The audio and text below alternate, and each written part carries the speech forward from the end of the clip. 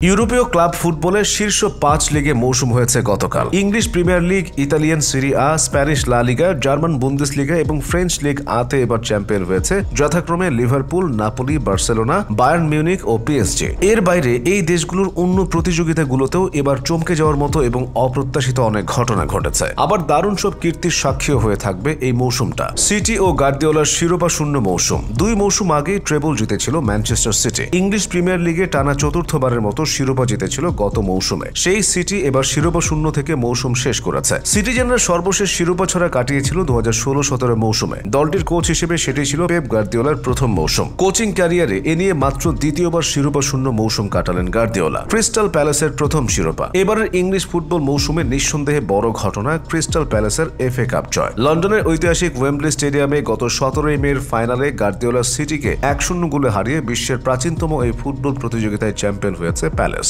লন্ডনের এই ক্লাবটির ১১৯ বছরের ইতিহাসে এটি প্রথম বড় শিরোপা। ৭০ বছর পর নিউক্যাসল লিভারপুলকে ২-১ গোলে হারিয়ে ইংলিশ লিগ কাপ জিতেছে নিউক্যাসল, যা গত ৭০ বছরের মধ্যে দলটির প্রথম বড় শিরোপা।